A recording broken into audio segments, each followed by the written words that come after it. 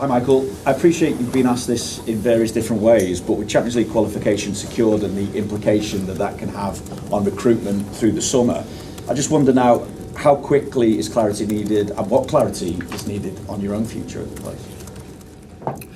Listen, clarity is important. I think moving forward, it's come the time of right at the end of the season where I think we finished strong and put ourselves in a good position, and obviously the situation of my role and what it looks like moving forward, I think it's the natural time. It was always spoke about towards the end of the season, if not the end of the season, so nothing's really changed, to be honest. Why hasn't it changed though? I'm just thinking because you have got that Champions League qualification sorted out now. Yeah, we have, but it's a matter of days ago, and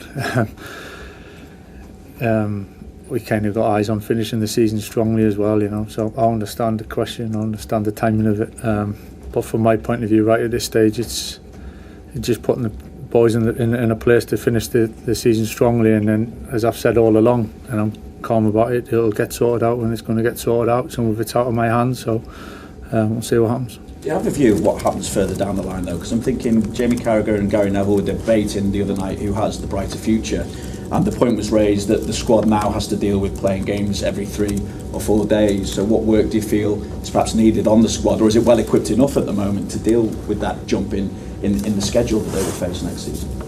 Yeah, there's definitely different challenges within that.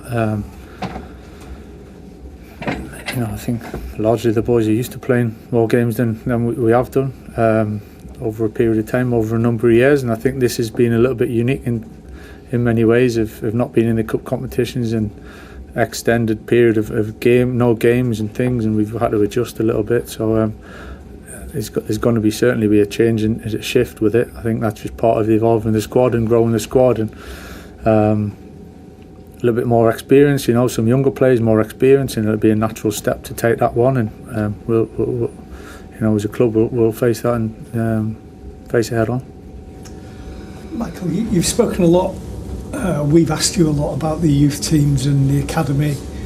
You played in a Youth Cup final, you played at West Ham's ground, you played at Coventry's ground. What's your view of what's happened this week? Because a lot of people seem to be quite upset that the Youth Cup final's not being played in the main stadium. Yeah, I'm disappointed, to be honest. I think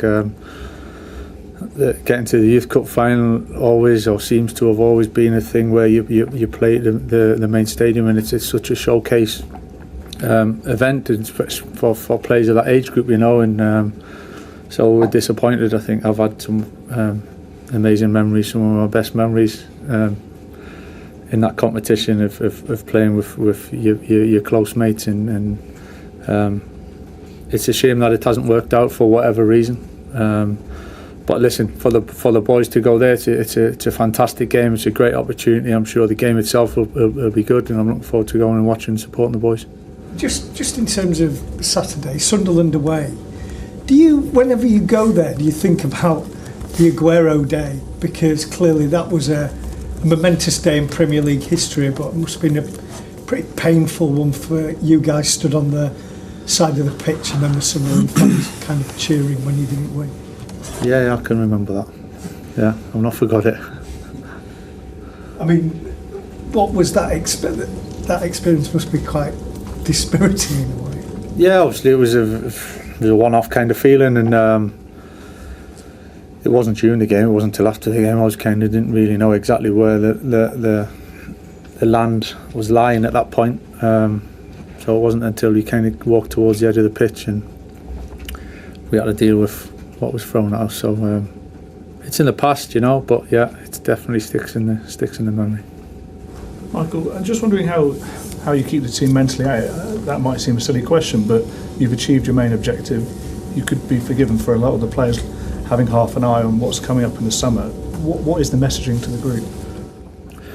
Pride, responsibility, playing for this great club, great supporters, really good togetherness within the group as well, and it's about improving and evolving all the time as well. So as I said, over the last week or so, in terms of the Champions League, it's a step. It's a really good step.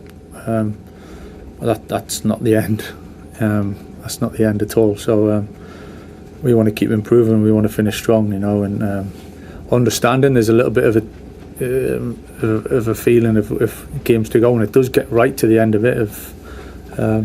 Maybe it does change slightly, but it doesn't in terms of us preparing for the game and wanting to do well, and whoever plays play well and try and win the game. You've had a very settled side throughout the majority of your time in charge.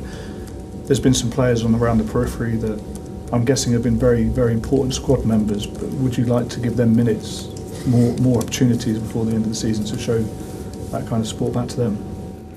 I think every player in the squad's has been absolutely fantastic, I have to say. And yeah, some have played a lot more than others, and I understand from a professional and a playing point of view it can be difficult, but the togetherness and the support that the players have shown, certainly each other, is great to see. It's what we need, within the group, and that's part of the challenge of doing a lot of training and not having as many games as we would have liked is the balance that we've had to kind of make the most of, really. So yeah, coming into to these games, it's something we're aware of. I think it's something that we're really keen on playing well and still trying to get good results as well, though. But yeah, it's definitely something to be aware of.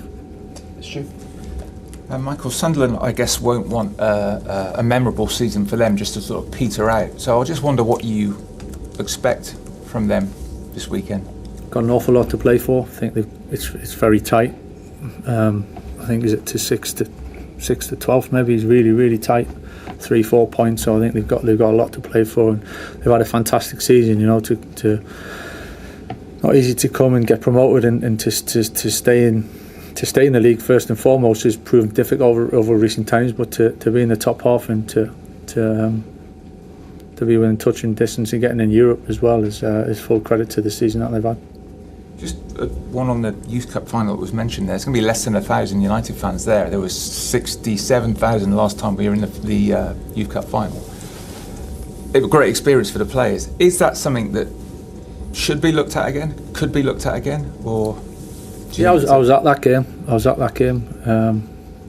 The Forest game. So special night, to see the stadium full for a game like that was kind of what you'd hope, really, for that. But it is what it is. There's nothing, from what I know, that can be done about it. It's kind of agreed, and hopefully, as years go by, then it can be flipped into the main stadiums. Andy? So Geordie, I won't ask you any more about Sunderland, but how differently would you operate, or could you operate, if you got the job full-time here? Are there certain things that maybe you could do if you're a full-time manager that you can't do if you're an interim manager? It's a good question. I think I've said from